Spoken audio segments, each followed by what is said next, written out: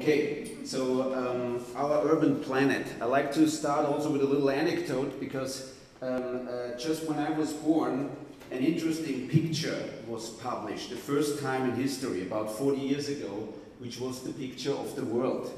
The astronauts went to the moon, but they didn't come back with photographs from the moon. The most striking image they had in their cameras was actually the Earth. However, this blue planet has turned in the meantime into an urban planet. And we have this theory that cities are not individual organisms anymore, but that there is a sort of a stage of cityness, and that's why we talk about urbanism, not about individual cities anymore, and about a condition of different expressions.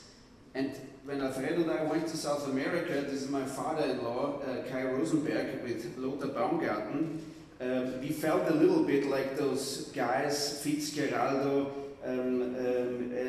who went into the jungle to find the unknown. We think, however, that the unknown today is actually in cities. It's this urban atmosphere that paradoxically, despite of the millions of people who live there, is most unstudied and unknown in its complexity. And I think we have to be very careful that we don't get stuck in the phenomenology of this term, because everybody talks now about 50% living in cities, but let's not forget that 50% are still living on the countryside. But what are the challenges behind that? Because this is only an announcement, 50% living in the city, so what? So you could say, what do we actually have to do as architects, as urban planners, as designers? Because if it would be true that in India, at one day 50% would live in cities, then somebody would have to sit right now on his desk, just like the desk that you showed, and design 20 more Mumbais somewhere in India. I have not heard about that.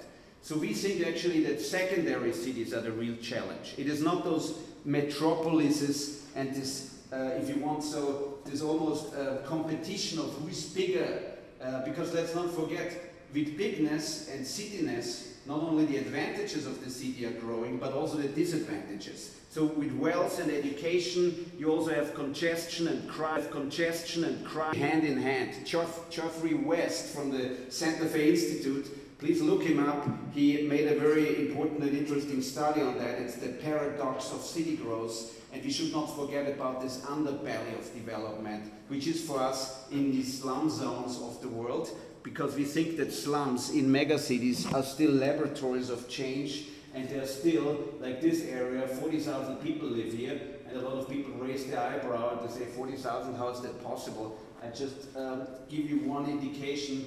This is an old bullfighting ring, and the soccer stadium would maybe be that size, and a South American soccer stadium, you know, people love football there, that takes about 40,000 people in easy.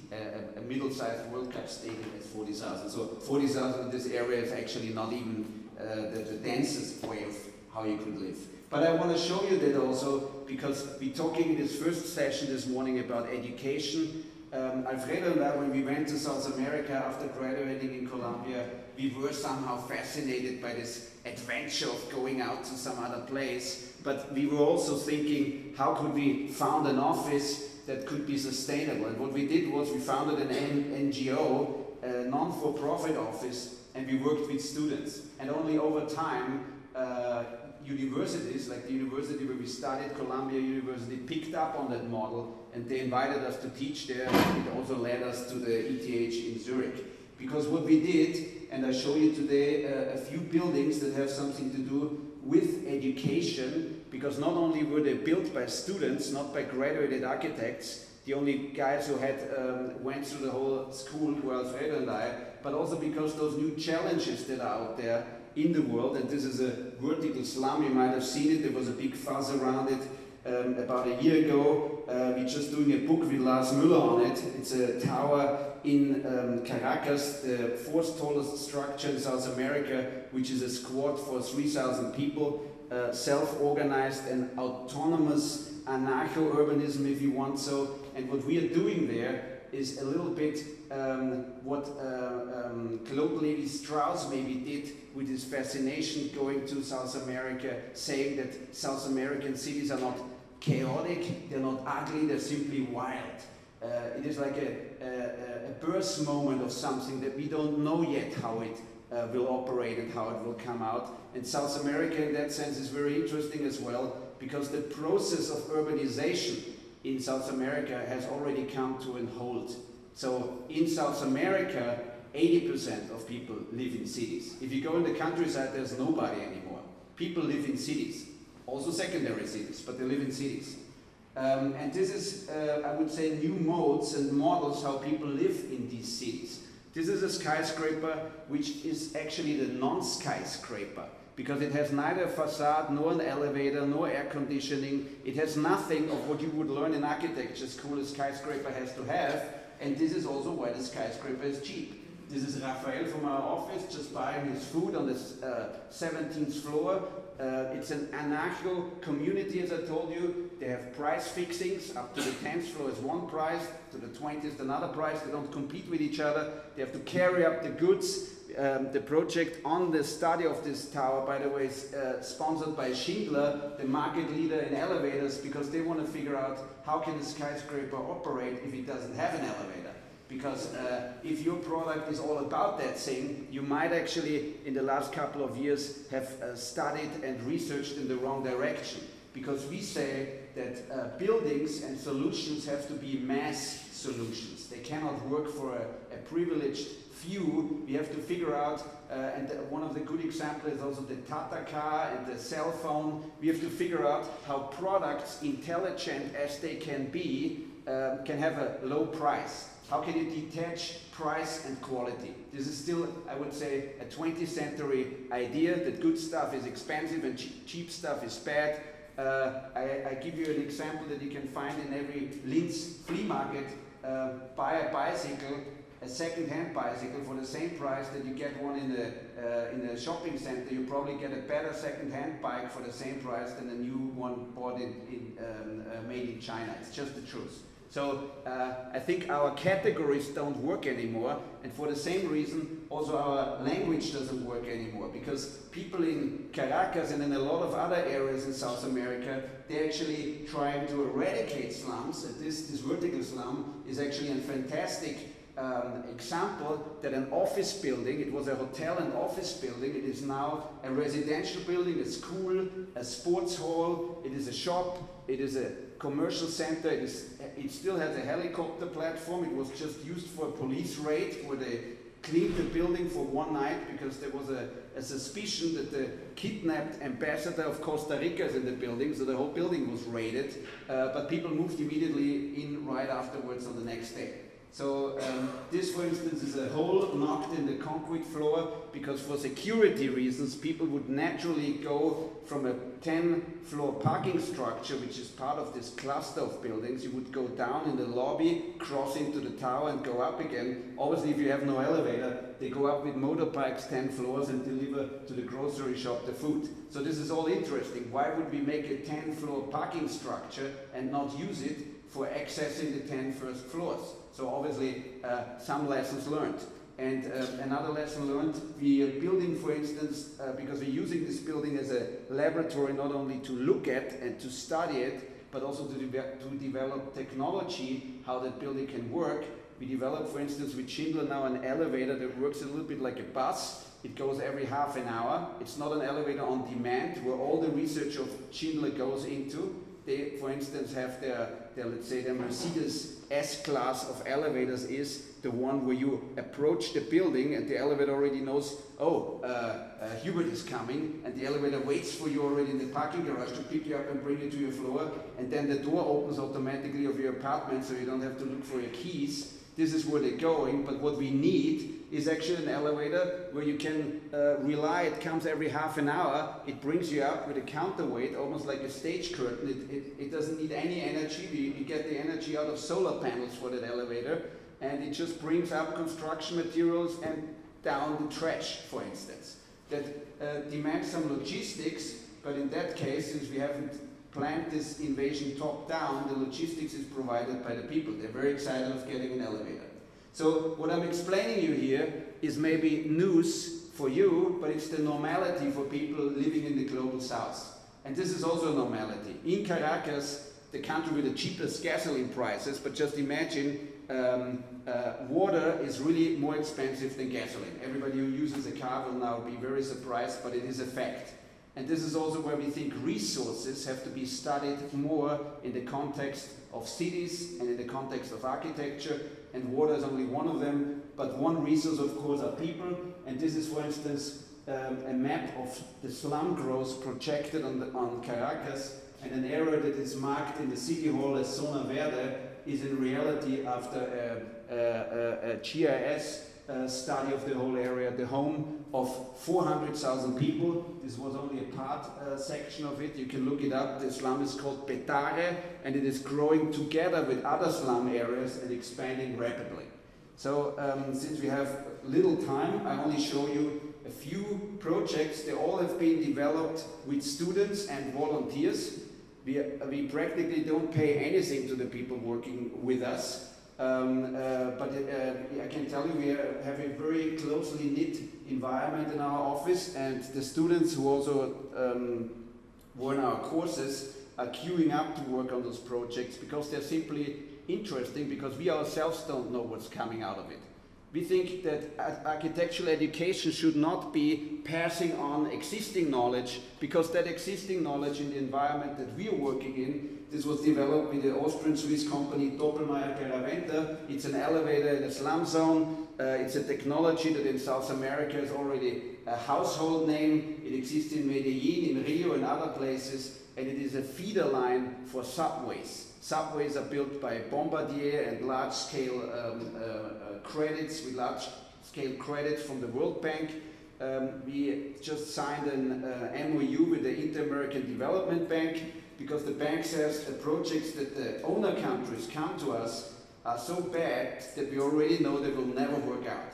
We actually need institutionally also to reorient ourselves, and what would be better to involve universities, stakeholders and students in such a research, and that has also opened a lot of alleyways that the industry has picked up on this. And I would also say the problem that a lot of universities, I just saw today in the paper in Vienna, students on the street because there's no money again for lecture halls, privatization, costs, etc.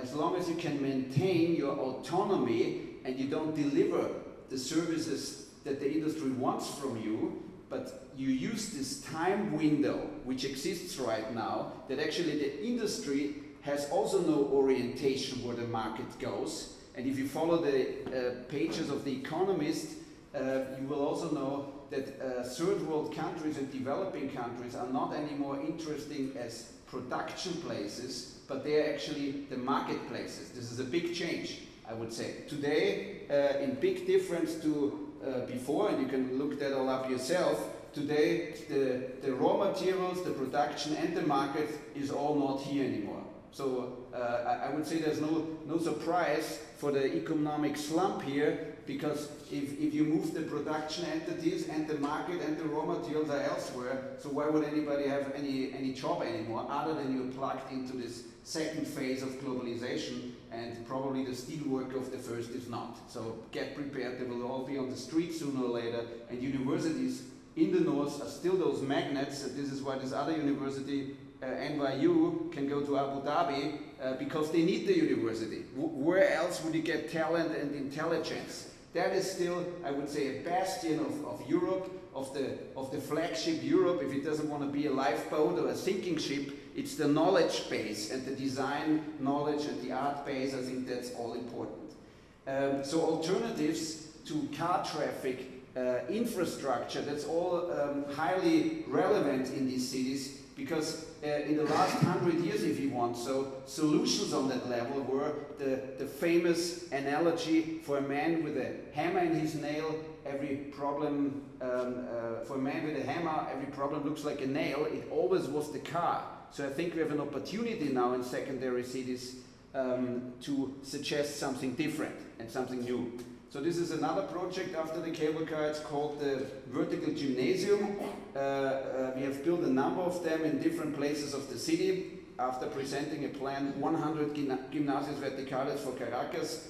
I'm only showing you a few under construction. and they actually multiply the non-existing sports areas, which are by law, by the urbanistic laws, necessary for that amount of people. But every city mayor would say, well, there's no free space, so what do we do? So we verticalized them, and we made a patent out of them.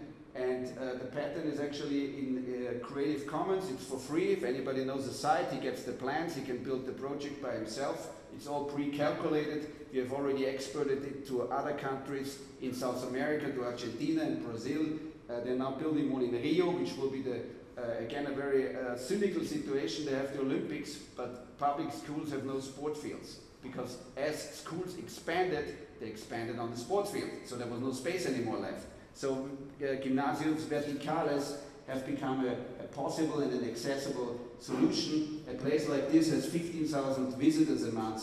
I would say every Lemnos museum would be happy if that many people would float in. That's quite a number. And it's for free, by the way. This is a sort of a self-sustained structure, and it's also, I would say, educational. So we pass from transportation, where you have hubs, which are the stations, into something else. This is a school for autistic children. I learned something working with autistic children, and now I can use this board that I asked for. And that also fits to the preceding presentations. I think we all need two things. And this is Simon Baron Cohen, an English doctor of medicine who works with autists, and he says autists work like that.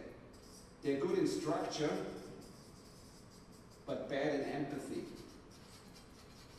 And the trick is, you have to figure out where you stand. And this is, let's say, a lot of empathy, little empathy, structure. A lot of empathy, little empathy. So if you have an area, no structure, no empathy, you sit in somewhere in Rwanda in civil war. That would be that. And if you have a lot of structure and a lot of empathy, you're on farmer's market in New York. Great place, right?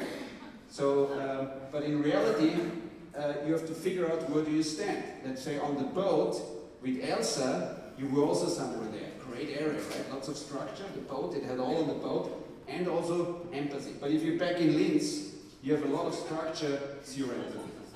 So what do? You have to know where you stand, and that is why I put also the picture with the blue planet on the wall, because you have to know how can you move this a little bit over here. I think this is architecture and design. How can you move this dot over here? Because only to know where you stand, oh yeah, we have 50% of everybody living in cities. Wow, cool, huh? So what are you doing about it? I think this is the challenge. If you stop there, it means nothing. And you will hear it and read it again and again. I think this is almost the standard language, almost the same like you have sustainability or bioproducts in the supermarket. Ask questions. I think also studying architecture is being critical and figuring out the question and the so what. So that's what I learned with working with autistic children, and we used also an element which is the ramp that we're also building now in the Torre de David, almost a biblical name for this tower in Caracas, because this elevator that I mentioned only stops in every 5th floor, and the other floors will be accessed with ramps. We think also in the architectural language, the ramp, obviously a known element, can be used in much more creative ways, and you can save a lot of money with an elevator that only goes every 15 minutes or every half an hour and stops only on every 5th floor. It's an amazing relationship also between the demand, door opening times, volumes of productions, preparations to load those elevators, etc. Let's say it's a completely new chapter, and with that you suddenly can have functioning social housing communities in skyscrapers, but not on the green lawn, but in the middle of existing cities on very small plots. So we're scaling, for instance, this model now into a smaller structure, because a 200+ meter high skyscraper like this one is actually only settled until the 29th floor. That's where the weightlifter lives, because he doesn't care, he runs up 29 floors every day. He actually has a gym, and people do the same just to visit him, because it's certainly the most fantastic gym in South America, I would say. So we think new elements have to be introduced. This would be the element of the external ramp. External ramp is a great place. because it gives you in South America shade automatically. The building has no air conditioning. It's shade. You can walk on it. You can look in the room that you're walking into. That creates anxiety with autistic children if they don't know what's behind the door. In this case, the teacher tells them what's in the room. They go in from the other side and they know what's behind the door and everybody's happy. So I would say architecture from our point of view is not about making a facade. I saw today also in the newspaper the standard, a new building of Sana, which looks like a whale, like the how do you call it, those fibers that a whale has in his mouth to filter through the water. So I'm sorry, but I have to criticize my colleagues. If somebody says this is a building that looks like a whale, that's really stupid. So let's go on. Last project, again about education. This is in Sao Paulo. We are very happy because we got the Holcim Award for it. And I should use the sound. Oh, it works already, great. Only 1% of this is true. This is really a miracle.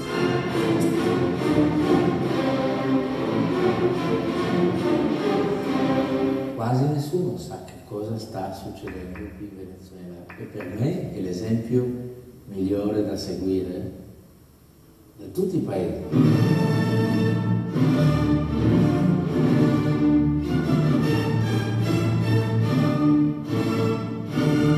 I would say in my experience that there is no more important work being done in music now than is being done in Venezuela.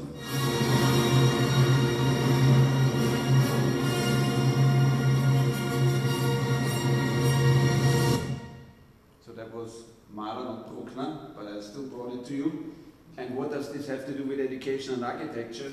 This is a project, very unconventional, a music project where kids out of slums are thrown into symphonic orchestras to learn how to play music. And we're very proud that we were invited to develop for this organization a building that can be multiplied, because the director of this organization, José Antonio Abreu, this is Gustavo Dudamel, the conductor of the Los Angeles Philharmonics, playing in a sort of a makeshift opera house, if you want so, concert hall. They invited us to develop a module that can be replicated hundreds of times in South America, because they say music traditionally was from elites for elites.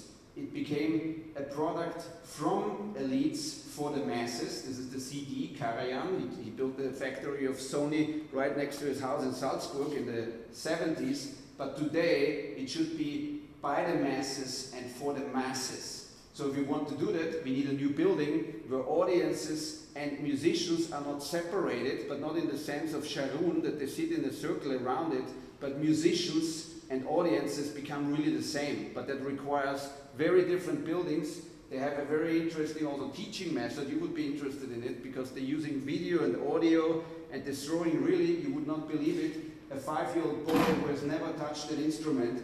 They sit them in a triple symphony orchestra. That orchestra didn't have 125 musicians, but 375. So if the kid plays wrong, nobody will hear it anyways. So they throw them right into this environment to teach them music, and the youngest ever cello player of the Berlin Philharmonics comes out of the system. So I would say this has not followed the rules. This is a best practices project where 30 years ago everybody said, this old guy is an idiot, that will never work out, what the heck is he doing? And José Antonio Abreu is proposed for the Peace Nobel Prize, because music and sports and the other schools that I showed you here are not only for teaching a particular strain of talent, it's actually about discipline, it's about talent, it's about teamwork, collaboration, and those are the values that we need, and you can teach them to anybody in the world. And we think we should not limit our ambition to one art school or to one special sector, which is you, but to the general mass, which is the normality in the world. This is how most people live, to them, and this is what we like to extend our project to. I just close here with showing a few images, if they would move, of this site. This was the site of a landslide, and on this site, this is just flying around, so you see it from different angles until this relatively small project, but the idea is in the multiplication of it. It's a vertical music school in the favela of Paraísopolis in Sao Paulo, and it's under construction right now, and we're very hopeful to see it up and running, because it is actually, at the end, what architecture is about. It's actually translating needs and ambitions and ideas and creativity in physical space. And it's not about building a whale. Thank you.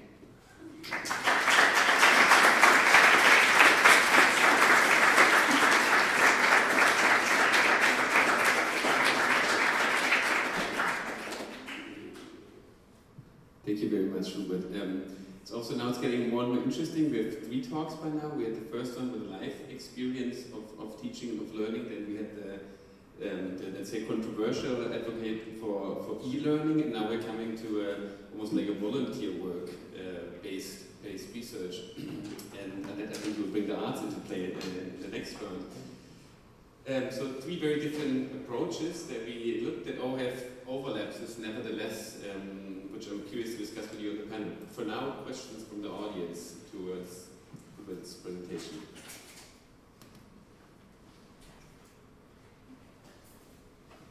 Hubert, thank you. That was a really beautiful presentation, and I'm so particularly grateful that you bring up El Programa. I mean, if you haven't seen the Programa play a show, I also highly recommend it. It's so emotional. It's an incredibly powerful thing. It's beautiful. I'm so great. My question is, how do you keep in check the kind of work that you do from being instrumentalized? And I mean, if you do this kind of analysis and research in these, slum areas of tremendous economic difficulty or social difficulty or whatnot, how do you keep in check from the power structures and business interests appropriating or misappropriating and instrumentalizing your ideas for revenue or profit making as opposed to social good? Actually, we don't control it, and this is not because that's a decision, but it's the reason is because we can't. As I told you, we try to promote and make it known that you can get the plans or the know-how or not only the architectural plans, the entire project, electricity structure, etc. If you come to us, you get it for free, but we know and we have seen that people also copy those buildings. Construction companies are offering them to other cities, etc. But let's say our idea is open platform. You know, we don't have this ambition of an author architecture. That's also why our office is called Urban Think Tank and not Alfredo and Hubert. We just think we have to see that hand in hand with the production goes a sort of a promotion. In the Slum Lab that we founded in Columbia University, now there's a branch in Zurich, we're making a magazine, a newspaper for free that we give physically and electronically. Everybody can access it. And we hope people see and hear about it because they can get for free what they maybe pay somebody else. So we don't control it. It's all open platform if you want. Maybe it's a funny question. I was seeing buildings in my countries, and can you know how much will be cost this? Because for us, for example, they wanted to build in a city a post of police. In 10 years, they were not starting or finishing it, but all the cities with the materials was born, because they were taking everything in the night. Also, when the wall is ready, they were taking it, and all one city, a new cities is. I think I understand. Otherwise, quickly. Nazir is from Tunisia, so I think in his hometown, if I got it right, a post office was supposed to be built, which was not built in 10 years. 10 years, they were trying to build it. They were coming. You know, I think there's a very clear understanding. You have to know your city, the politics, the policy, the economy of the place. If you want to be an architect, you know, you don't sit in your office and you wait that some competition is in the newspaper, but you're like a street dog, you're walking around in the city, you talk to people, you figure out what you want to do, and then your client is not anymore the guy who pays for it, but the people who need it. And in democratic structures usually are elections, and you should use this to your advantage. That's what we have found. And that's why we've developed those projects not with a client. We develop them, and that's why we use volunteers, and why we don't really make money. So you don't have to ask that question. It doesn't pay any great income, nothing of that, right? But it's, I would say it's very satisfactory, and it's a lot of fun, I can guarantee you that.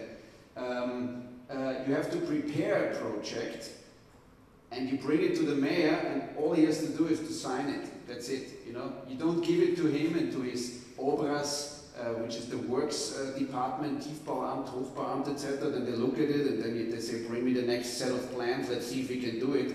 You bring the entire project, the details, the construction drawings, the full price list, everything, with the 3 companies who can build it at different prices. And then you show the city mayor, he will jump in circles of joy, because that's exactly what he wants. He wants to sign on one sheet of paper, and the whole thing is moving, and then ideally, like this gym, after the foundations are done, because you never know what the ground is like, you can build it in 4 months. I can tell you every city mayor in South America likes to inaugurate a building in 4 months. That's what he really wants to do. He's not interested in the building really, but he's interested to know that there are a couple of thousand people who want that the costs are calculatable. That's also important that the time frame is limited, because over time everything is more expensive, so within 4 months you can calculate on that, and it can be really done, and it has been done. So I think one has to expand what an architect usually does before and after a project is usually up to somebody else, the client, the people who live in the building afterwards, or however you would call it. We're trying to expand that space in both directions, before a building traditionally starts and after. We are very heavily involved in all the buildings that we have done. We go back there, we talk with the people, we try to improve it. That's also interesting if you build series of buildings, that you really have an evolution. We start with a prototype, like the Brothers Wright. It doesn't fly very far, but it flies, so that's great. And then we try to make it better. Within the problem of the politics and the policies and the economy. I think you have to accept that afterward, otherwise it would be very frustrating. Change, please. Thank you, fantastic work. I just want, thinking of the image that you used at the beginning, the blue planet, and I think you kind of touched on sustainability a little bit maybe at the beginning, thinking about the carrying capacity of the planet, peak oil, peak water, these kinds of things. Your presentation made me think of some colleagues of mine at University College London in the development planning unit, who you may know, Julio Davola's working in Medellin in one of the projects you were describing. And a conversation I had with them, or a problem that they kind of face or want to kind of work with, is that many of the projects that they work with around sustainability in the southern world end up with a situation where people in the southern world are therefore using less resources, they're being more sustainable, and yet people in the northern world carry on with business as usual. And I just wondered whether this is something you've thought about, like how, if you're using the southern world as a kind of think tank or place to work and work out new ways of being more sustainable and critical and so on, how does that then, I mean, perhaps an event like today is a way of feeding back. Perfect. I think it's an excellent question.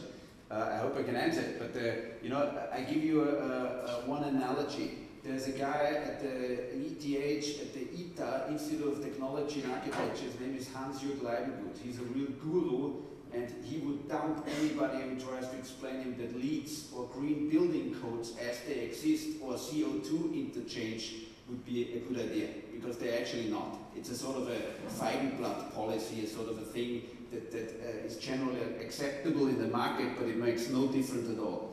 In Switzerland, there's a plan out which is called the 2000 Watt Society. That means that you use per day 2000 watts over the year, at the current rate, every person spends about 6,000 in Switzerland, maybe 16,000 in the United States, etc., etc.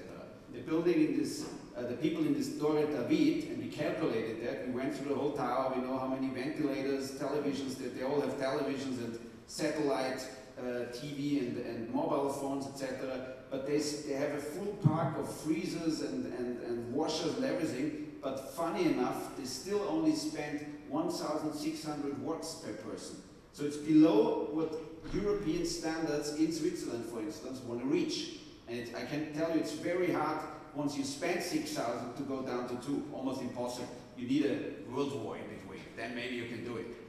So for that reason, we think it makes no sense to explain Europeans and North Americans and build a model house, a sophisticated little Bulgari jewel that maybe somehow addresses some problems for one family, if you can make one building that changes the life of a couple of thousand in the slum in South America. You know, where do you have your impact? We would take all the research money from the north and pump it in the urban south, because you're actually wasting your money per capita. Our proposal, for instance, is that we should not trade carbon credits between countries, but we should actually assign to every human being a carbon footprint, and then you would not trade between countries your impact. That would mean that the first pays some Ecuadorians money and they can still continue to pump their wastewater in the Danube and blow it out in the air, because that's what they do, and you recognize it like that. But if you would make it adjacent or relative to people, suddenly every Namibian would be a rich man. You understand the difference in the discourse? Suddenly everybody who has nothing would suddenly be rich, because only because of him you can continue spending that much. That would change the entire idea of migration. That would change the idea how asylum seekers are seen, how, let's say, the whole process of industry continuing with business as usual anyways, undercutting regulations, going to the third world, right? That's what they anyways do. They're nice here, that's why it's expensive. That they have to comply with rules here, but they don't comply in other areas. We think we should voluntarily create a new project culture, and that is certainly not only an architectural project culture, but a sort of a lifestyle. And that has to be promoted with financial incentives, and it has to be fun, because otherwise nobody will do it. One last quick question and a quick answer. Hello. I'm curious about it's actually a very practical question. You mentioned that you share your plans and electricity plans and everything. I think you mentioned Creative Commons. I'm curious how much open source philosophy you embed in your work, in the sense that you let people adapt your plans or change them, contribute to your work. Do you benefit from sharing your work in that sense? Is it like an open source software that people can... You know, if you're aware, in Creative Commons, there's actually a sort of different levels of sharing. You can, exactly what you just mentioned, you can say, I share this project, but keep its autonomy, or I share it and you can do with it whatever you want. On the platform of Open Commons, we don't allow that the project is altered, because we know that if you really want it, you can anyways get it and you do whatever you want. So let's say as a quality benchmark, if we give somebody the project, then we hope that that product is the best that we can think of. Then do it as you want. But we do look also at those other projects that people anyways execute, and we have learned from them too. So let's say it's a mixture between a feedback loop, where we have to protect also somehow our brand and our interest, but this doesn't go for financial interests. It's a sort of a quality and brand interest. If you want it and if you want to change it, you can anyways get it. You know, it's not that you can't do it. There's nobody who sues in Uruguay a guy who built a vertical gym in the city. You know, that makes no sense. You don't even know how to do that. The guy will laugh at you if you send him a court order. You know, he's anyways not coming. So what the heck? Thank you very much. Hubert, could you be so kind and put Annette's show on your computer? I would like to, thanks again, Hubert, I would like to introduce